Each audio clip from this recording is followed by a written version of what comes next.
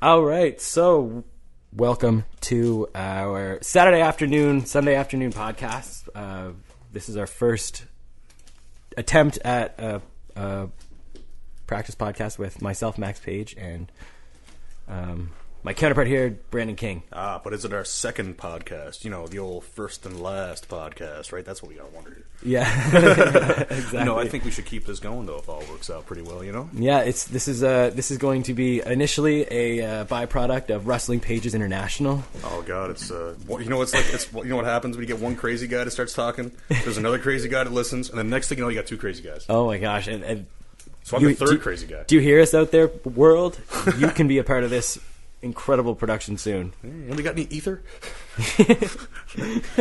So we're trying this out to talk about. Are we recording the test, or are we actually recording the podcast now? We are recording the podcast. Oh, okay, all right. That would have been nice to know. Okay, we're good. We're in. So we're still going to balance stuff out. I hope we're not coming in too loud or too quiet. But thank you for taking the time to listen, if you're still listening after the first 20 seconds. All right. Thank you. Or sorry, whichever. So, as the two media kingpins that we are, and the engaged students and young people in this province of Newfoundland and Labrador, we're taking it upon ourselves to kind of work out some thoughts out loud and see if anyone picks up some of what we're putting down. Yeah, there you go. And essentially, Brandon, how do we meet? Do you want to explain how we met? Oh, again, all right. This is my favorite story. So, flashback about, 2010, 2009? I don't know, maybe something like that. Back when Occupy first started, after the whole Wall Street thing happened and everything went to crap. Oh, my gosh. Occupy NL started. I seen them at MUN. I seen Max over here with a little sign that said Occupy NL, and I thought, oh, yeah, let's see what these hippies are up to. I'd been pretty up on the whole... I mean, I knew that the 2008 crash was coming before it happened because I'd been listening to crazy people on the radio, much like you're doing right now. And, they warned us well in advance of what was going to happen. And so when this stuff that they were saying that I thought they were crazy for saying actually happened, I started paying attention and reading into this stuff. So here I am. I got this army jacket on, metal patches all over it, hair down past my shoulders. And I walk up to this guy, Max, and I go, man, you don't have a clue what you're even protesting. And of course, real condescending like I was. I've been hearing that stuff all day, too, so I let him... I decided to humor him a little bit. And I'm glad he did, because it was a bonding that forged quite a while. We've known each other now since then. But we talked about some things, and I kind of asked him some questions about what he thought, and I think he might have mentioned some things about tax on the rich or some stuff. I don't quite remember. But I remember I just said, how does money work, man? How does money work? And we started talking about money. You asked me if I knew about fiat currency. Yeah. I might have pretended like I did. Yeah.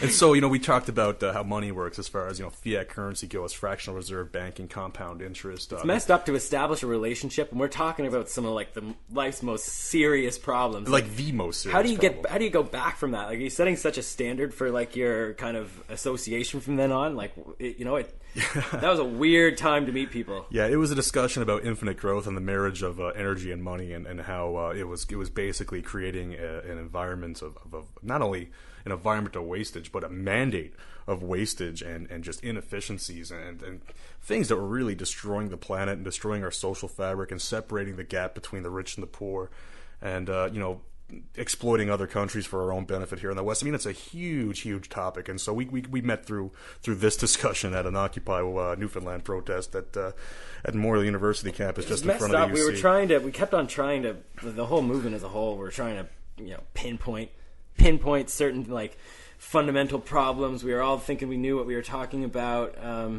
The subject matter that you brought up, though, it seemed like to kind of...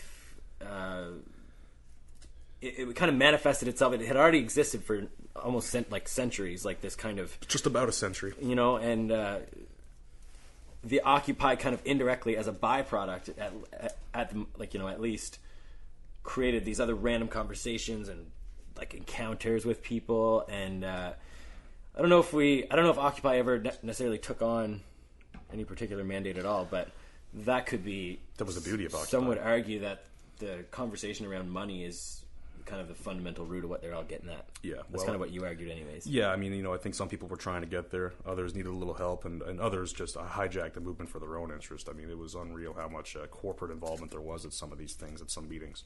But, through that conversation, I think we might have ran out of smokes at one point. It was a long talk. But yeah, that's how we met. I mean, that's our intro right there. That's us. I myself am from Nova Scotia on the east coast of Canada, and Brandon's a Newfoundlander. So born and bred. I like to think we had more in common than any mainlander would. I think Nova Scotia and Newfoundlanders kind of have some mutual understanding compared to other places, and we met like we said at MUN. Brandon, you were a bio student. I was at the time. Yes, I was like a philosophy student at the time. And like since then, I like to think that we both have kind of not kept our mouths shut about stuff like this, and we just, are taking advantage of this radio show, this platform that's been offered to us. And yeah, it's like I said, we meet in these messed up situations where we're always talking about super serious stuff, and it's like it's a different kind of I think way to meet. So we're trying to bring it to the air. Let's start talking about some serious stuff here. Then let's get this ball rolling. What do we got here today? So we're going to talk a little bit about what I think people our age like to talk about, or should like to talk about. We're going to talk about provincial politics. We don't want to necessarily just like come up with a bunch of stuff, but Brandon, as a resident Newfoundlander and somebody who is actively engaged in the Newfoundland political system, like it'd be interesting, I think, to talk about some stuff that's going down right now. First and foremost, why don't we talk about the from your perspective, please, like kind of off contextualize, but can you, in the spirit of talking about money and stuff like that, can we talk about the minimum wage to start off and what's happening in Newfoundland right now revolving around that? Yeah, I think really what's important to understand is that the minimum wage is kind of a more complicated issue than how much you make per hour.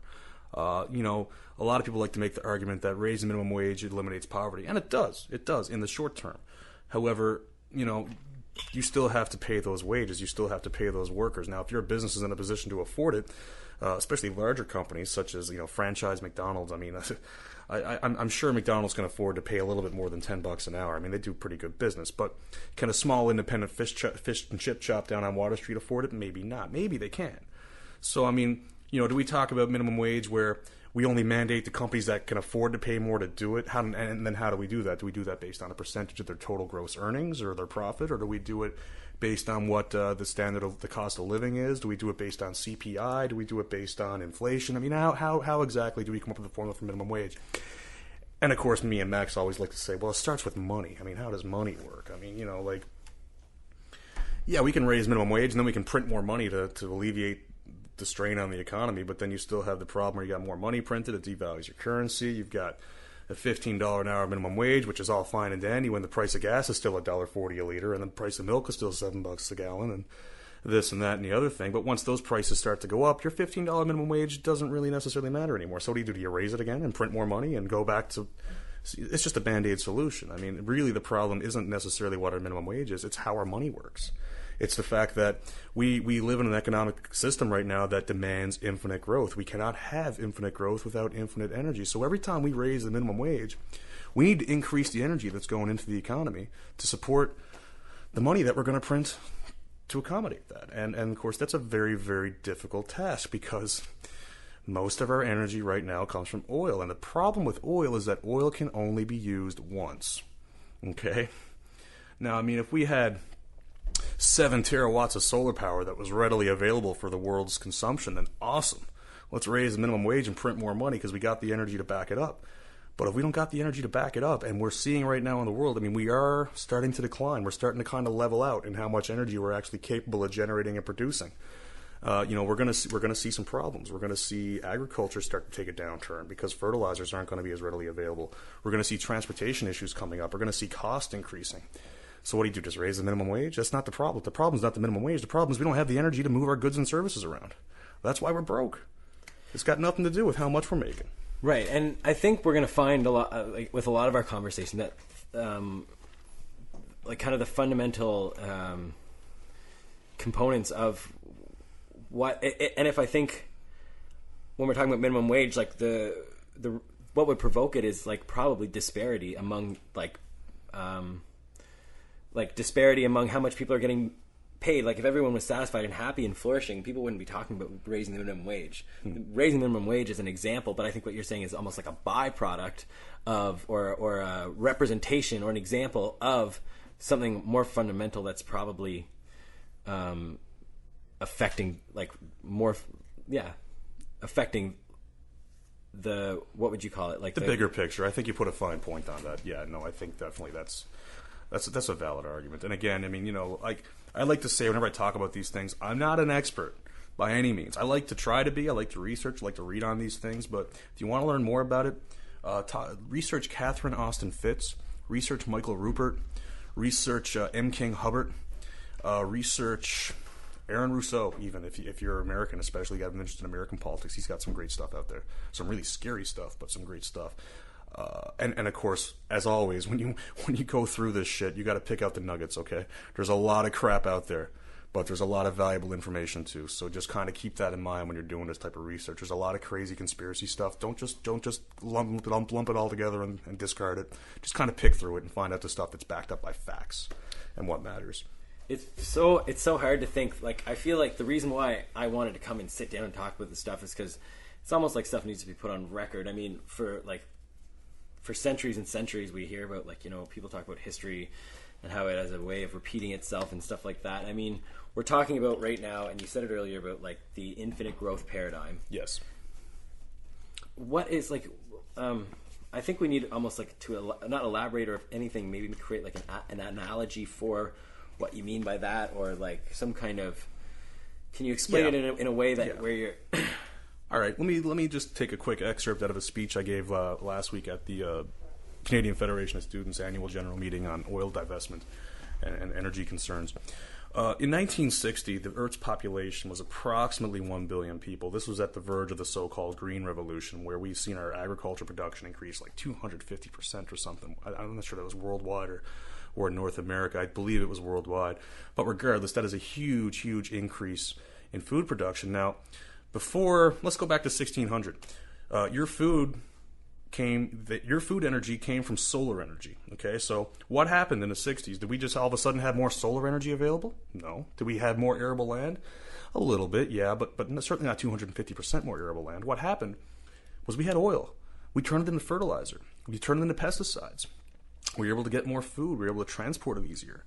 We were able to start using monoculture practices. So in other words, we could just grow corn year after year after year after year instead of rotating the crops and allowing the soil to replenish and leaving certain parts of our ground fallow to kind of recover before the next year's crop.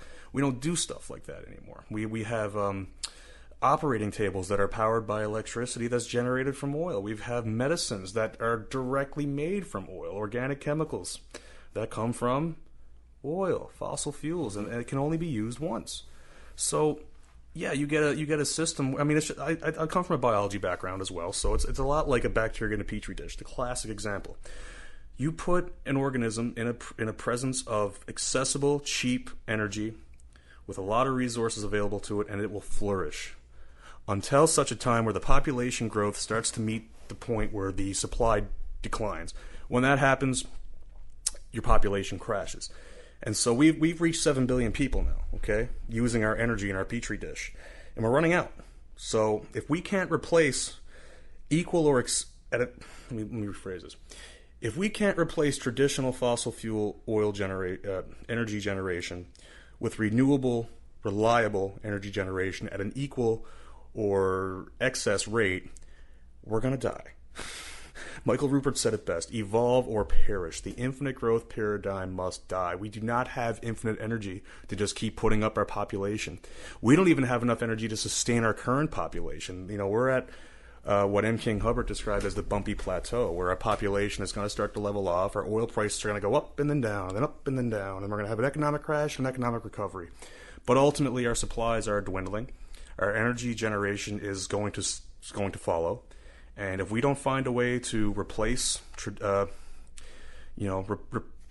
a way to redo our agriculture in sustainable ways, redo our transportation in sustainable ways, if we don't have local forms of power that's generated that we can use readily in local areas, we're gonna see wars, we're gonna see famine, we're gonna see a lot of problems. Now it's not as easy to see in North America because we're not fighting wars over water. But I mean, there are skirmishes in the Middle East between tribes, between countries, over things like energy and water and crops and arable land. You know, the system is slowly collapsing. But again, I encourage you to read Collapse by Michael Rupert. Start there and then go on. Well, explain to me this, though. It sounds like you're somehow accrediting this famine and disparity to the oil companies when really it seems like the population is just too big. Doesn't have something to do with why do people just take the lead with what they're doing in places like China where they're trying to lower their population and reduce how many kids are being produced. Why can't we have oil and all of this energy just given to us? Like, explain this again. Why can't we have all this energy given to us and just lower the population? Well, you know, that's a good conversation. It's a good topic, but the problem is it's a scary conversation because, you know, it's bad medicine. I mean, you're forced to kind of understand that either we adapt or we're going to have to lower our population before the Earth does it for us, okay? Mother Earth is a very sensitive organism. I mean, it's a system, okay?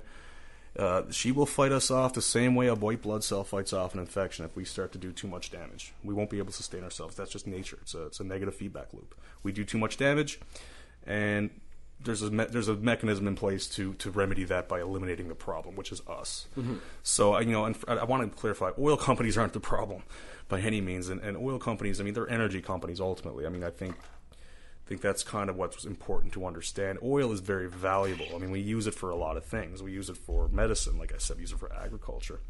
Now, we obviously need to find ways to be less dependent on it, because there is going to come a time, especially at 7 billion people on the planet, where there's not going to be enough. I mean, it is a non-renewable resource.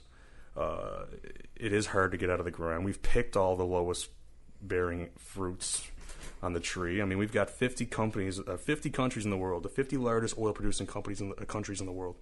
42 of them are in decline. That's huge. You know what ones aren't? Countries like Iraq. Okay, I'm not going to go too deep into that. That's all I'm going to say. But yeah, it's a very scary topic. It's a very real, and I mean, it should be the focus of the 21st century, but it seems unfortunate that more people are concerned with what the Kardashians are up to than what oil supplies are looking like in Saudi Arabia right now. Yeah, seriously, though. But on that, did you see what happened on Entertainment Tonight last night? No. I definitely did not see what happened last night on ET. It was amazing. Oh, was it? And you missed it. Oh, so sorry. But it's important to me, right, that we focus on, like, you know, like entertainment and stuff like that because it's so available to me. So, like, yeah, we're not supposed to be bored. Okay, we can have fun. Yeah, but like, if I wanna, you know, like, what? Why don't I care? Why don't I care? Because you don't have a reason to care. You've never had to wake up in the morning and wonder how you're going to eat today. You haven't had to wake up and wonder how you're going to keep warm tonight. Okay, but one day you might. You know, that might be. Do you think that's the thing that issue. Sedates people?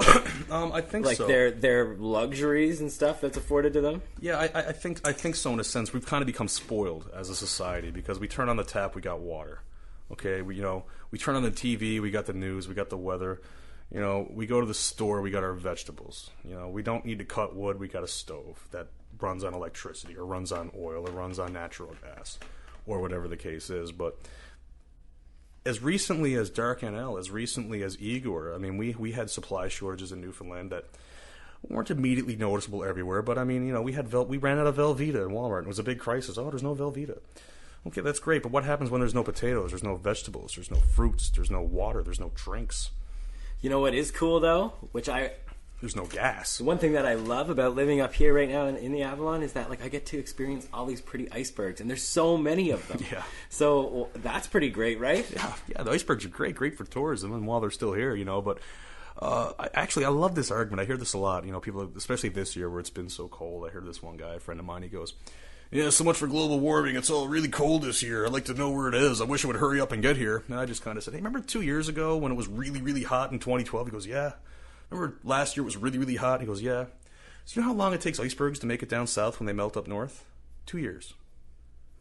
So that's your global warming. That's your delay. This is, ironically, the fact that it's so cold this year is a direct result of how hot it was 2 years ago. We've got all this ice that's after moving down. It takes 2 years to get here. And now we got wind blowing into the north off of all this ice, and it's just keeping us so cold. Yeah. And it's probably going to be like that next year. Maybe not quite as bad, but I predict this year's going to be cold. Next year's probably going to be cold too. And my guess is 2016 is going to be fabulous. It's going to be the hottest one on record. If I'm wrong, I'm wrong, but that's my prediction. What would happen if, like, you started... I asked myself this, too.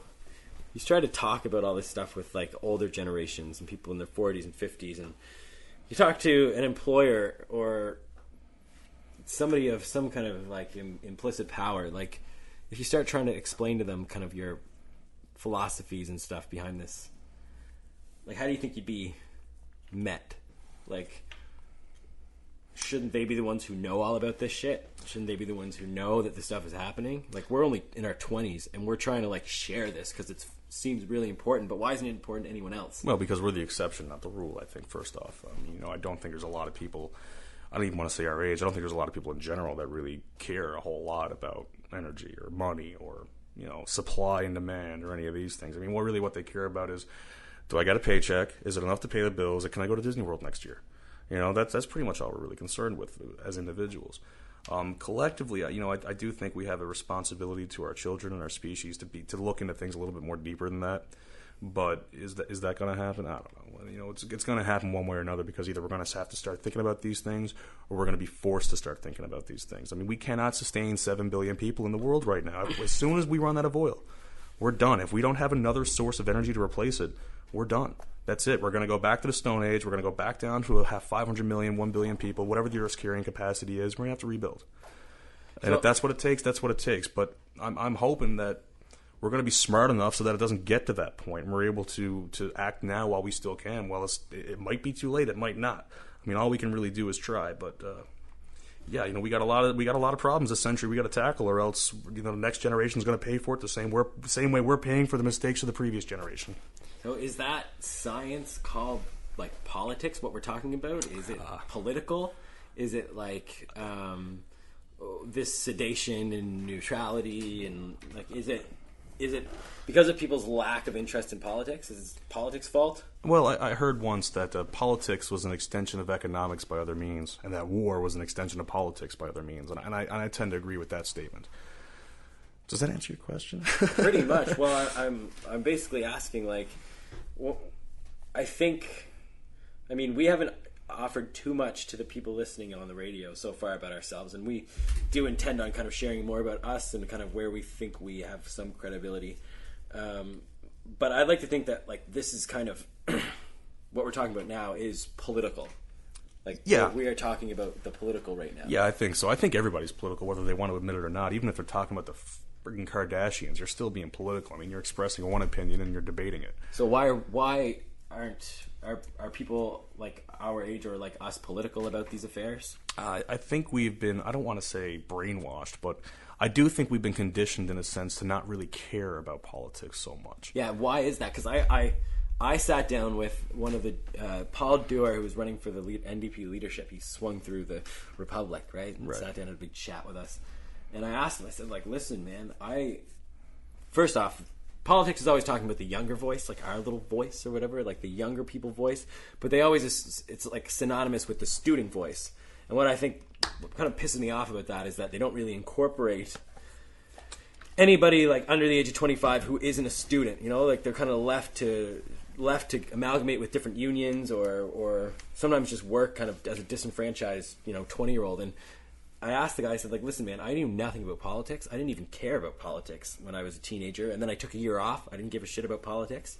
And then I came to MUN, and it took me 2 full years and an economic recession before it kind of like clicked for me. Yeah. And I asked Paul, I said, listen, man, I think partly the reason why is because you guys up there are doing nothing to teach me about how to do this, how to get involved. I don't know any of the words you're using. Well, I think that's nothing. The fault of the schools. I think, like, I look at my own experience in high school. I mean, I graduated in 2009. And, we didn't really have a whole lot of exposure to politics. I remember back in 2000, and I want to say 2006, that federal election, I believe that was the year the Conservatives won their first minority government. And they had this, it was kind of a ruse, really, I felt like. But they had this program where all the schools in Newfoundland, I believe across Canada as well, were actually invited to participate in a mock election. So the idea was you go into school, you learn a little bit about the electoral process, how it all works, and you go in and you make your vote for the provincial candidate or the federal candidate that was in your riding that you went to school in. Oh my gosh, that would have been some wonky results. Yeah, well, actually, here's the funny thing about that, and this it was a no-brainer to me at the time because I feel like I was pretty keen as a youngster, but I thought everybody here is going to vote for whoever the hell their parents are voting for, and I thought, well, shit, that's the point. You do this a week or two before the election, and you already pretty much know what the results are going to be because 9 chances out of 10, and keep in mind that 33.8% of statistics are made up on the spot. 9 chances out of 10, you're going to vote the same way your parents vote. I did. So my friends did. I voted conservative because my dad was voting for Fabian Manning, so I voted for Fabian Manning. It's a great way to feel it out. Yeah, so it's a really great way to feel it out. So I feel like in a sense, yeah, they were teaching us about politics. In the other sense, they were kind of using us for free market research and do a free poll on the taxpayer's dollar. Right. Because I feel like, no one is engaged in these politics anymore. Like no one gives. Well, we feel quite alienated too. I think. I mean, when was the last time you heard a federal politician get up there and talk about how, young people need to have more access to resources, more access to job training, and that didn't have a speaking assignment at a university, so he's trying to get votes for it. I mean, and then it goes back to the whole money thing. They're all working for the banks anyway, and that's such a huge topic. We should not have started talking off about that because we have not done that subject justice, I don't think. No, and I think that it's important that we do digress a little bit just for our first show. For sure. Kind of stabilize ourselves a little bit. But yeah, no, it's such a piss off to me. And then I think you ever hear, I don't know what this means, but have you ever heard of people talk about type A or type B or type 1 or type 2 personalities? And you got one, it's this idea that there's people like... Everybody's got their own personality. I don't buy that. It's this idea that people, there's a kind of like a breed of person that is very like go-getter and will take on roles and will learn about things and like... are very much like rah, about kind of political affairs. And then there's type 2 or 3 or 4 or 10 people who are like more standoffish. The type 1 personalities kind of dominate a room. Oh, you mean like a Capricorn? And it takes people, That was a joke. People like, people who are like, they take over, the kid who takes over the class so nobody else wants to talk. Or like or like the person, crazy guy at Target. The crazy guy, or it's that one, or just the person who is so overwhelmed. Like when I was doing the Occupy thing, I was standing there like, "Come on, you guys, let's do this, let's fucking do this," and burn yourself out. And it's like I was so overwhelming to people that they were turned off of the cause. Yeah, and I feel like that's what happens with these politicians too. They get so like, I know this and this and this, and I've done this, and I sit on these committees, and I know everything, so don't you worry. I'm the perfect person for you. Sit back, relax, do nothing. Yeah, and I'll do it. That's a problem, too. A lot of politicians, they do too much talking and not enough listening. And you get people that got the attitude, well, this guy knows what he's talking about. I'll just let him do all the work. Mm-hmm. You can't do that either. I mean, like... Hell, I'd be pretty hard-pressed to find a politician in office right now that I like, but still couldn't find something that we disagree on. But that's the nature of politics. There's always going to be something that you disagree on. I mean, like, I've once attended a telephone town hall with Tom Mulcair, who said, I asked him basically, I quoted some research that I'd done on investment of education in Newfoundland and the returns on investment that we've seen, and given that argument, do you believe that education should be a right and that we should fund it in Canada, and, you should get free post-secondary education? And his answer threw me off a little bit. He said basically, no, because rich people shouldn't go to school on the backs of poor people. And I was like, well... that's not really solving anything because that's what's happening now anyway, isn't it? But then he says again, and on average, a person with a university education is going to earn $1 million more over the course of their life than someone without one. And unfortunately, I wasn't able to respond to him because it was a telephone town hall. But I'm screaming at my phone, and what's 30% of $1 million? You're going to take my money in taxes. It's going to be $300,000. That is not what it's going to cost me to go to school. You are getting your money back. I should not have to pay up front. That is how we strengthen our nation, is by empowering people with education, not by dumbing them down with reality TV and Entertainment Tonight. Ooh, that was a long one. That was a good one, though, and I think you kind of revealed yourself a little bit. Yeah. Because I always wanted you to be this ultra-libertarian, privatize everything, but you do seem to, and that's not even fair to even start bringing up, but we do talk about kind of like what would you call it? Like secular politics a lot. Like I sit down sometimes with people who are like, we talk about Green Party stuff. I took a poll once on CBC, said I was most likely to be a Parti Québécois. You know what? I took the same poll. I got Parti Québécois and Green Party, and I thought, oh well, vive le Quebec. I do love cheap beer. It's kind of like, you know, I like to think that you and I kind of do like kind of fraternizing with these kind of like a little more counter. What would you call it? Like, you know, like the counter political systems that like people often. The counter movement, anti-politics. I don't know what you would call that. I would think, I wouldn't necessarily say pundits or critics, but you know, we it's like the counterculture of politics. Like, I think we're quite progressive in the sense that we like to explore new ideas, and we kind of like to take the old paradigm and go, okay, well, maybe it's time for that to die, and let's change something. Yeah. One quote I like to use, Thomas Jefferson, I believe, said it when I quote it to him. Anyway, Thomas Jefferson said, "We need a revolution every generation." And I thought about what that meant, and at first I thought, well, he's not talking about an armed revolution, you know. And I mean, right now, like, people think, oh, the baby boomers are the ones in power, they're the ones that are voting, they're the ones that own all these companies. We outnumber the baby boomers. Okay, it's time for our revolution. It's time for us to go out and vote. It was time for the youth of this country to get out there and start voting and running, not even just voting, but running. And getting our ideas heard, because, I mean, we can't let people that are older than us, that are out of touch with our issues, start governing our lives. We outnumber them. It's time for them to step aside. It's our turn. It's time for our revolution. And that kind of ties into what I was talking about before, because I feel like there's this generation that came before us is kind of, whether they think they are or not, creating barriers for us. For sure. The Fair Elections Act, and I use the word fair very sarcastically. Very Orwellian titled bill, I think. Yeah, let's not delve into it right now. And there's one word that I didn't like. I'm not going to use it. I don't want to say it's an A word, but it's like something that means like that people don't focus on it. Like people don't care about politics and stuff like that. Oh, apathy. I said it. Yeah, like, but there's a lot. It is true. Yeah. It is. People are apathetic. People, like, a lot of people in our movement, anyways, student movement, say like students aren't apathetic, but like they definitely, if they're not apathetic, they're definitely suppressed and withheld information, and they're not getting what they need to be empowered voters, like, or whatever. I'm, you know, back in the day, people were like, voting was like people's duty. Like, they considered it their like fundamental responsibility as a citizen. And places like Australia, isn't it? Oh, you were shunned for not voting. And people in Australia, it's illegal to not vote. Especially in America. Yeah. No, well, you know, I don't think it should necessarily be illegal to not vote, but I do wish that everybody in this country who says, I don't care, none of them really care about me, I wish you would just go to your ballot box, pick up your card, bring it up to the CRO or whoever's there, I'm not sure what you call them, but bring it up to the guy that takes your votes and say,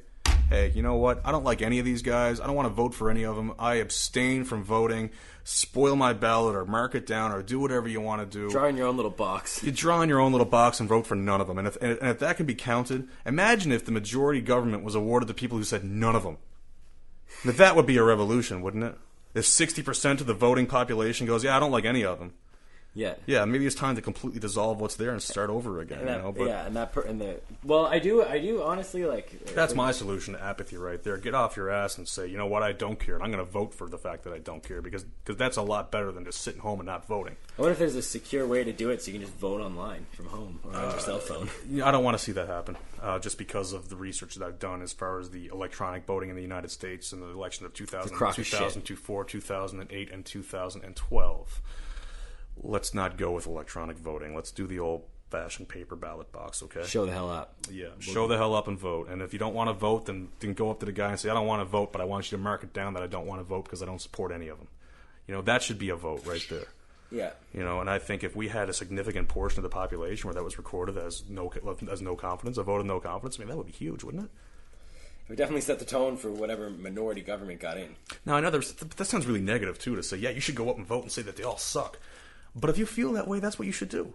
You know, because, I mean, it's important that people know that if 60% of the country truly feels like the government doesn't care about them, then 60% of the government should go to the election booth and say, we don't feel like they care about us. Put yourself in my shoes. I worked with the by-election, the Virginia Waters by-election, and I knocked on this one guy's door, and he opened his window and he says, I don't vote! And then, like, slammed his window. Or kind of was like, what are you going to say to that? He was like, he had a barking dog, non-approachable. What would you say to somebody who's like, I don't vote? you're like, vote. And they say, I don't vote. You know what? When I don't want to vote, I go and I spoil my ballot. I haven't done it yet, but there have been times where I've been at, like, the last municipal election, I didn't want to vote. Mainly because I didn't have proof of residence for the place I was living at the time, and I wasn't going to be there long enough, so I wasn't actually able to vote. But I did really feel the need to go to a polling station and just say, you know what, I don't support any of them. I don't think anybody can run this city, right? I lived in St. John's at the time. I said, I don't have confidence in any of them. That's what my vote would have been had I had proof of residency. Right. Which I didn't have, and my landlord was out of town. That's a whole different story altogether. I'm not going to talk about my landlord before I get myself in trouble, but, it was... We'll have to bust out the Tendencies Act and start criticizing that. Oh, let's not do that again. Been there. Yeah, so I mean, I am personally just, totally, like, interested in, like, almost baffled by what people care about other than important shit like where the world's going. Unless I can find a good argument that the world is just A-okay.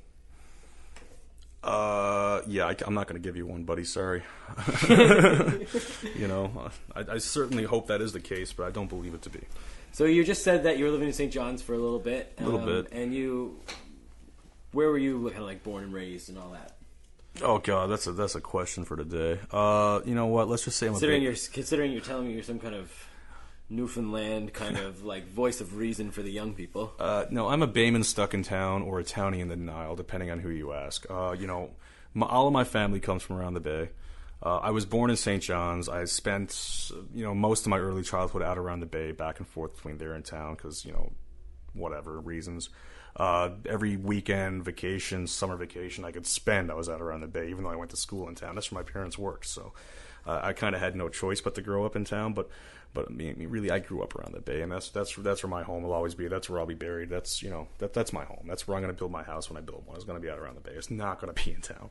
When it comes to like political issues, is there different? Are they two different demographics? Like, I don't want to polarize, but is there a different kind of political culture out around the Bay versus in town? You know what, there is, and I think it depends on what Bay you go to. I mean, there are some bays that are liberal and some bays that are Tory. And I mean, that's all fine and dandy. But ultimately, the issues that are facing rural Newfoundland are different from the issues that face urban Newfoundlanders. For example, you'd be hard-pressed to find somebody in my hometown who gives a shit about bike lanes, okay? But you might maybe quad lanes. But you might be hard pressed to find somebody in Mount Pearl who gives a shit about shrimp quotas. So I mean, these are different issues for different areas, and so I think that I don't want to say it's polarized by any means. I mean, maybe in some places it is. You got the whole townie versus Bayman, and I don't subscribe to that nonsense personally, even though I just kind of did. But I mean, ultimately the way I look at it is, we're Newfoundlanders. We do things a little differently. We have a long history. We have a very proud history. I mean, we got some things that we're not so proud of. We'll ignore those. But yeah, I think ultimately Newfoundland is a pretty political place, and it's unfortunate that we don't have the voter turnout that we used to have 50, 60 years ago. So, Confederation was a huge issue. I feel like if Confederation happened today, I don't think it would be as big of an issue as it was back then, because people just seem so disinterested and disconnected, disfranchised with politics now. It's unfortunate. Well, that being said, when I came to Newfoundland, maybe it was because I was going into my adult life, but I found that the politics here were accessible, that I heard about a lot of young people running in a lot of districts. Yeah, I mean, open line, back talk, night line. We're very political, okay? You don't see a lot of that. I can meet my like MHAs on George Street. Yeah, and have a beer. There's something about it that I think Newfoundland does offer a platform for people that come up and kind of rustle stuff around. But then that talks about what does that say about political parties too? Because I don't know what I think about political parties. I think political parties are a little bit whack, to be honest. Yeah, a little bit. Like the amount of people working on any political party is like such a sliver of how many people actually vote for that party. Yeah. Even like an internal party, like maybe like talk about the internal stuff. Like I barely even knew what the difference was between like a provincial and a federal PC when I first came here. Yeah, no, I think that's really easy for a lot of people not to understand. I mean, I still don't quite fully understand it. I just know that I would vote for PC, but I probably wouldn't vote Conservative. Mm-hmm. But, that's because my experiences with Newfoundland politics, it just makes sense for me at the time during the last provincial election to vote PC. Now, I think, Yeah. Do you have any? I'll leave that there. Do you have any like political affiliation yourself? God, I'm a political mutt. Okay. I usually go by the libertarian title because that's about as close to what I can subscribe to. I believe that money is an important issue. I believe that energy is an important issue. I would describe myself maybe as a social libertarian, where, I do understand that social responsibility with government is kind of important, but at the same time, liberty and freedom are important too. It's great that we have EI, but I should have the freedom not to subscribe to it if I don't want to. Okay, it's kind of like that. But with that being said, ultimately, I think everybody has their own political views and ideas, and that's the beauty of it. If it were up to me, I don't think we'd have parties. I think we would just have districts. You'd have a member, and then it'd be one district, one member vote. And that would be it. That's kind of how we do it at the CFS. It's kind of feudal. I think it works that way. But maybe it might work for Newfoundland, maybe not. It might work for a company. It might not work for a community. It might work for a community, but not a province. You don't really know. But that's why we got to try these things out. It's. Like I said, it's our time for a revolution. If that's the way we want to go, then that's the way we're going to go. My picture-perfect kind of political system would be one of, like, a professor talked to me about it in one of my philosophy classes. It was during, like, we were talking about Aristotle, who was kind of a dick. But my teacher was talking about how nowadays, people, like, in our, like, developing kind of North American states and provinces, we have a lot of individual freedom afforded to us where we can pick and choose out of a number of different things all the time, whether it's food or dress or what we want to do with our lives or whatever. We really don't feel like we have the same kind of effect on a national scale. Our vote's so much more insignificant. But back in the day, during those feudal system days, what they talked about was how everybody would get a vote. Now, mind you, back then it was the dudes got the vote and the property owners got the vote. But if we could adapt that so everybody got to vote on everything, it was more of a district like you were talking about, and you would all vote on matters. Now, the rules might be more strict. Yeah. Like you say, there's difference between working out in the Bay, the priorities there, versus somewhere else. Yeah. But the idea is that your vote counts more. Your vote counts more to the mandate of your specific section. It'd be direct democracy. You could vote on everything and anything. Yeah. Now, you might not be happy with how it works in your district. And it might be very cumbersome in some areas. Yeah, and so it's kind of like you have less freedom. There's almost like more rules, but you have more of a say in those rules that are being developed. Where now it's like you're afforded all these liberties and options and Pepsi, Coke and Big 8 and all that stuff. But really, on a larger scale, there's nothing to grasp at. There's nothing really that you can really have an effect on because it's like at a whole different scale. Yeah, well, I think the other part of that too, again, is come back to the libertarian thing is, government can do what it wants, but ultimately the only laws I have to follow are the laws of nature, okay? Natural law and the golden rule. I can't go out and disturb the peace, and I really can't go out and just pollute the earth whatever way I feel like it, but hey, if I want to go out and I want to live off the land, I want to hunt and fish at my leisure, and I want to live sustainably in my own without involving the government, I should be free to do that. Why not? But if I want to participate in democracy and I want to vote and I want to have a say in what goes on, I want to run for politics, and I should have that right too. But ultimately, it should be up to me whether or not I want to even participate in government or society in the first place. Because maybe I don't want to. Maybe I'm quite content with just living out in the woods and fishing and hunting. And just having a little community out in the woods where we just kind of keep to ourselves and we sustain for ourselves. We're not dependent on globalization. We're not dependent on exporting or importing. We're just living off the land. If I want to do that, I should have that right to do that. Now, of course, I like TV. I like internet. So I'm probably going to live in a city. So I'm probably going to want to vote and have a little bit of political discourse and activity and things like that. But at the end, ultimately, the only thing I can do is express my opinion. And if there's enough out there that think the same way, then maybe we can do something to that effect. But that's the beauty of politics. You don't know what you're going to get. All right. You want to do some myth busting right now of the libertarian stuff? We can try, I guess. Yeah. We still got a lot of stuff we wanted to talk about. We haven't even covered privatization of liquor yet. Right. That could be our actually, no, that's a good time to talk about that now because we are talking about provincial stuff right now. Yeah, okay. So, and we are talking about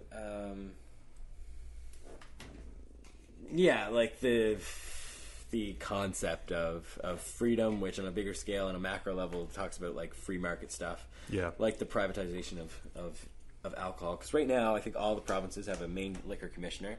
Yeah. And I believe, okay, we'll leave it there. And well, I guess in Newfoundland and some other provinces might be a little different because they can sell their booze in corner stores. No, that's just our legislation is different. We still have the NLC. Nova Scotia still has the NSLC. Thank you, Nova Scotia.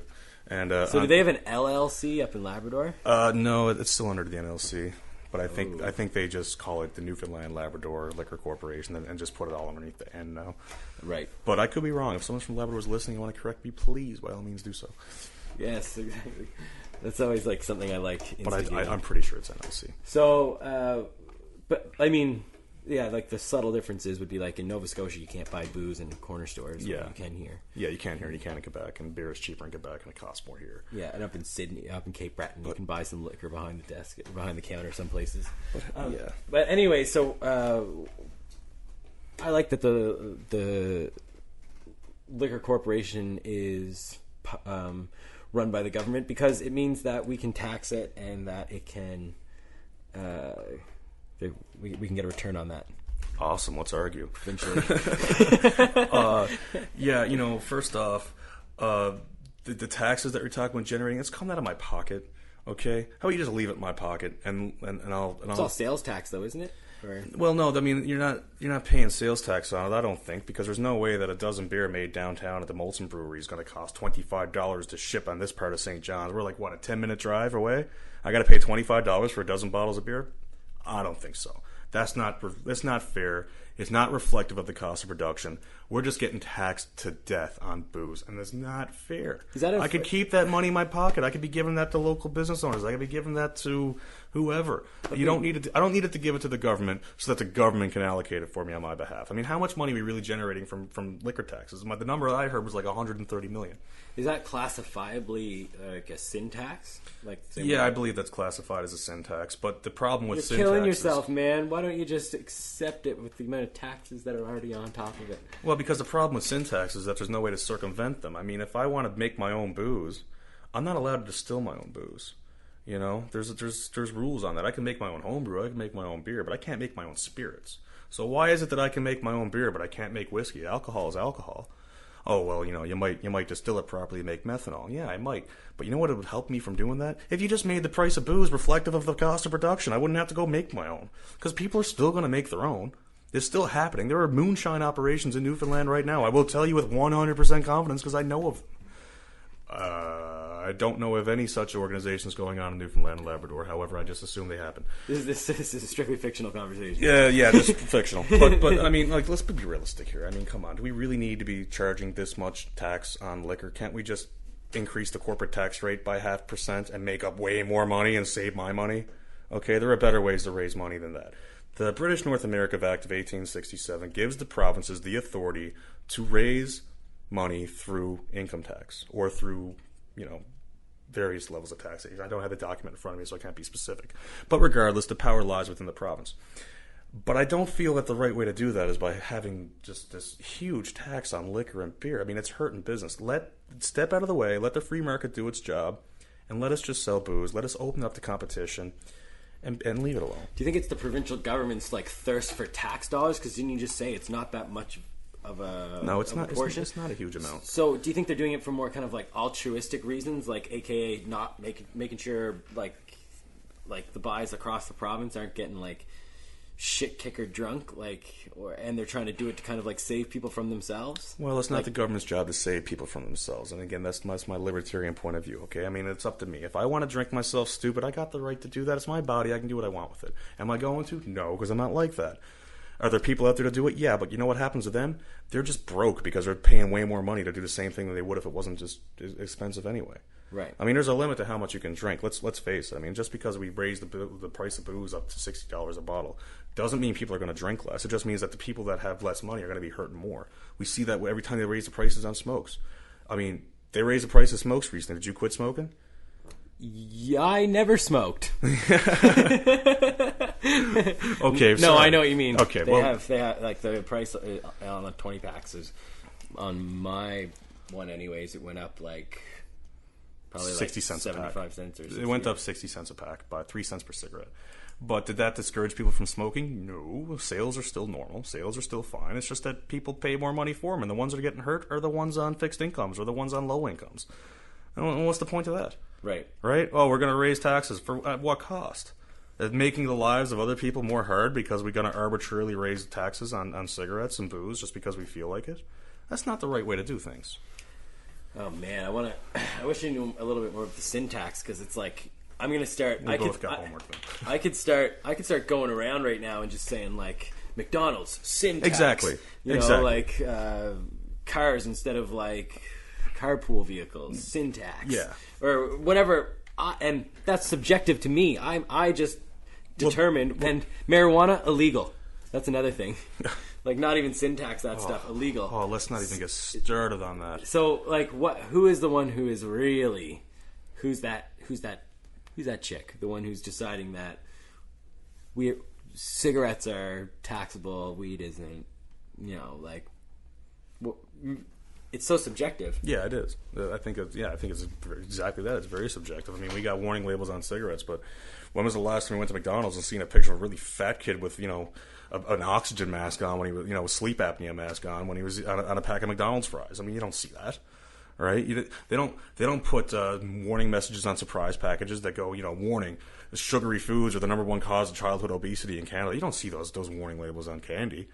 You know, we don't have a syntax on candy, so why do you pick and choose what you got syntaxes on, man? I mean, come on, it's ridiculous.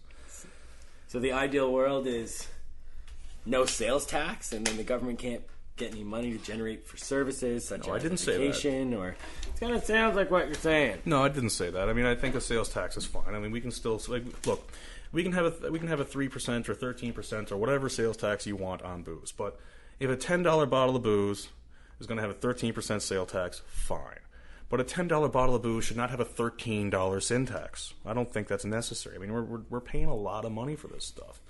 I mean, I remember going down to the States and I bought a 60-ounce of whiskey for $20. You know what? Their roads are in better shape than ours.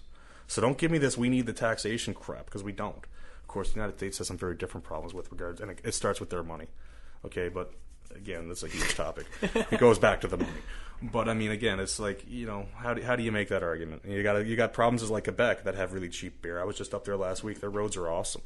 You know, their education system is like one of the cheapest in the country. I think it might even be cheaper than ours if you live in Quebec. You know, yeah. So yeah, I don't think.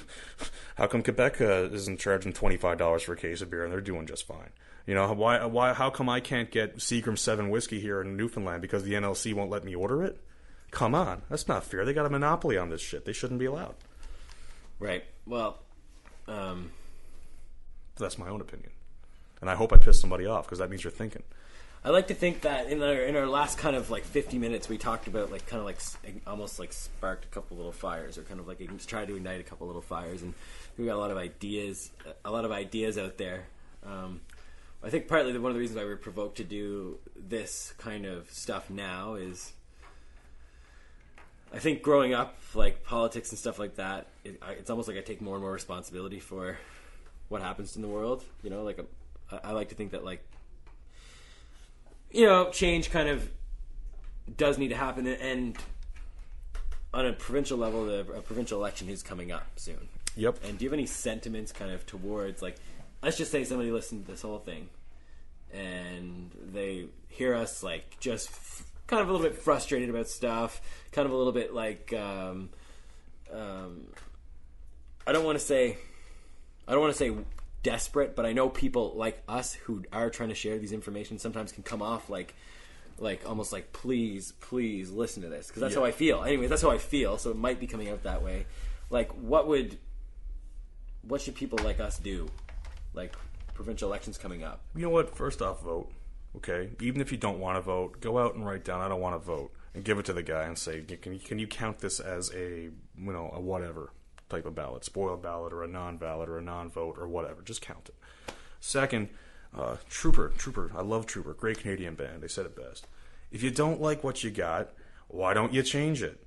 All right, run. You know, go out there, run as an independent, knock on a few doors, start talking to people. Like, you know, you might not win, you probably won't win, but maybe you will win. That's great. Get people talking, get people voting, start talking to people about these issues, start talking about what matters to you. I mean, if you only care about 3 issues, then go door to door talking about only these 3 issues and run based on them. if people like him enough, they'll vote you in. You know? And if you're going to try to mess with us, me and Brandon, and think that our ideas are whack, then come in. Let's go toe to toe and talk about this. No, I think it's awesome. I mean, I know every time someone listens to a podcast like this, they're going, "Oh, you're so stupid! I wish I could punch you through my computer right now." But yeah, that's good because that, you know, I mean, like, we need that to happen. I mean, that means that there is a dialogue taking place. It means you're disagreeing and you're explaining your reasons why. And I hope you go out there and you talk to your buddies about it. I feel like we barely even started pushing the envelope here about what we're capable of talking about and the kind of content we're willing to talk about, and like, you know. And we're just kind of winging this too, right? Yeah, like we have a loose agenda here. I like to think that, like, it's like I wish there were people out there who knew more and had the capacity to like share their sentiments about important things like politics and the world and like the well-being of humanity and stuff like that. Because no one else is doing it, I'm going to do it, and I'm going to go on the radio and write in the paper until somebody tries to do it better than me. Yeah, no, so. I think that's, I mean, that's politics, isn't it? You know, I mean, that is our revolution. We need to get more young people doing that stuff. I would love to see a letter in the Telegram every week from somebody young talking about issues that affect youth. Even if they're stupid. Even if they're nobody's stupid. But even if they're just so out of touch with reality. I'm trying to provoke people right now. Good, okay, that's fine. Let's do that. Let's push some buttons. Yeah, exactly. Rustle some pages. Yeah, exactly. There we go. It's a little drop we have to do that at least a couple times an episode. We do, yes. To keep getting our stuff published. Right. Yeah. And we've also talked about McDonald's a lot lately, so make sure to get out there and buy a Big Mac and an extra large fries, and they got great milkshakes. Some people are calling them McCafes now, so there you go, McDonald's. We love you, McDonald's. Not only that, but I've got it on good authority that McDonald's is coming out with this new like spicy buffalo sauce. It's to die for. I had it up in Quebec. They get these like spicy buffalo chicken poutines. Look, either way, just get this crap, put it on your McChicken. It's awesome, and just the hell with the calories. Eat away. McDonald's, the only it's your burger. right. Yeah, you are free to eat whatever you want, no matter how bad it is for you. Yeah. And right now, you're not paying a tax on that, so enjoy it. And the people who eat McDonald's just have so much fun in those commercials. Don't they, though? I'm loving it. Oh, my God. There, we're sellouts in our first episode. We couldn't even make it through one show before becoming just total sellouts. Hey, we're not selling out. We're buying in. Yeah, there we go. So, we're going to probably, first, like, we were just kind of joking about it a little bit. Make sure to contact us and find us on Facebook, Brandon King Max page. Mess with us a little bit. My Twitter is @BK709, capital B, capital K, Bravo Kilo. Best kind. And I just got a Twitter page too, Snacks Page. It's my rapper alias now. It's my writing name, writer's name. How come you rhyme monosyllabically? It's like atrophy is just stricken your entire vocabulary. Thank you. No problem. I took that from Clutch. Okay, I can't. That's plagiarism. That's Clutch. Careful with that mic. Check it out. Great CD. So the next time we come out, we're gonna talk about some way crazy stuff. We're just giving you like kind of a tip of the iceberg. Pure Rock Fury, I think it is. Yes, Pure Rock Fury. And please start your own radio show. We're doing do a little plug here. We're doing our production here in the campus radio station. CHMR, very, very important. Great community institution, CHMR. Anybody can do this. Even non-students, Max? Even non-students, and it costs basically nothing for a year. There you have it. You heard it here. You heard it here first on CHMR. So, Brandon, I guess I'll give you the last word for our first podcast. Ugh, you always do that. Okay, let me just say this. My thoughts, the words I speak today are not to intimidate, they are not to provoke, they are not to frighten, they are not to be holier than thou. They are merely just my own ramblings of very loose Saturday afternoon, spur of the moment. Hey, let's go do a podcast, okay? I don't have any notes in front of me. I'm not as well researched and factual as I generally like to be. If I ever knew one thing, we're gonna spend an hour talking about this. Yeah, I'm gonna have a lot more facts ready and and all that. So don't completely write me off. I know I'm a little bit loose here today, but ultimately, get involved, go out, vote, read up on stuff, find out what interests you, and keep up on it. Because at the end of the day, and I hate using that phrase, but ultimately it is you who is going to decide how your life goes. But there are going to be others that try to affect you, and you should fix that by voting and getting involved in the political process and having an interest in things. And if you're not interested, then you know what? Tell everybody why you're not interested, because we need to hear that too. What's that super cheesy one? If you're not fulfilling your own dream, you're probably fulfilling someone else's. I like that. It's the first time I've heard that. It's Yeah, don't let that shit happen. Yeah, you know, I mean, we outnumber the baby boomers. Okay, let's. We're being run by a generation of people that are, you know, they're past their time. It's their time. It's time for them to step aside and let us take over and get involved in politics and legislature and hear that, old people? And freedom. Okay. Hear that, old people?